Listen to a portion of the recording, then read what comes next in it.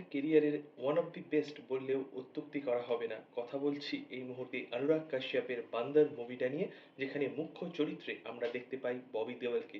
অসাধারণ মারাত্মক বিধ্বংসী অভিনয় করে তিনি ফাটিয়ে দিয়েছেন, সমস্ত লাইমলাইট কেড়ে নিয়েছেন। শুরু থেকে শেষ অবধি তিনি জাস্ট ফাটিয়ে অভিনয় করেছেন।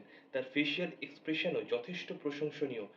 যেভাবে একজন সুপারস্টার থেকে তার কেরিয়ারের ডাউনফল তিনি প্রত্যক্ষ করেছেন, সিনেমাতেও তার ডাউনফলে তাকে কেউ যখন চিনতে পারে না, সেমতাবস্থায় তার গার্লফ্রেন্ড তাকে টিচ করে এবং যেভাবে একটা মানসিক ও শারীরিক হেনস্থার অভিযোগ আনে, খুব খুব হতাশাজনক। এবং সেই অভিযোগের ভিত্তি করে ববি দেওয়ালকে পুলিশ ধরে নিয়ে যায় এবং তার পরবর্তী সময় জেলের মধ্যে সেই দম বন্ধ করা পরিবেশে তার দুরন্ত অভিনয় প্রত্যেকের মন কাড়ে। অনুরাগ কাশ্যপের এই সিনেমা ডিজাস্টার হয়েছে, বক্স অফিস বৈতরণী পার করতে পারেনি, কিন্তু মানুষজন এবং ক্রিটিক্স প্রত্যেক এই সিনেমার ভূয়সী প্রশংসা করেছেন। পাশাপাশি ববি দেওয়াল নিজেকে যেভাবে উজাড় করে দিয়েছেন, অসাধারণ। তবে অবশ্যই বলতে হবে এই সিনেমার চিত্রনাট্যের কথা আমার অত্যন্ত স্লো লেগেছে। ববি দেওয়ালের ব্যাক স্টোরি অনেক অনেক আগে দেখানো উচিত ছিল, তার পাশাপাশি জেলের পরিবেশগুলোও দেখানো উচিত ছিল। দুটো প্যারালালি চললে হয়তো এই বোরনেসটা আসতো না, কিন্তু overall it's a different movie.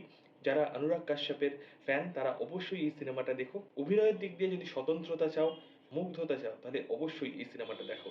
Climax দৃশ্য বেশ ভালো, সেখানে ববি দেওয়ালের একটা দাঁত খুব তাকে অস্বস্তি করছিল, সেই যন্ত্রণাকে উপড়ে সেই জীবন যন্ত্রণা থেকে মুক্তি পেতে চাইছে, এরকম একটা বার্তা দেওয়া হলো। এবং আমরা আমাদের জীবনের সার্কাসে প্রত্যেকেই একটা বান্দার, যারা কারোর না কারোর অঙ্গুলি হেলনে নেচে চলেছে।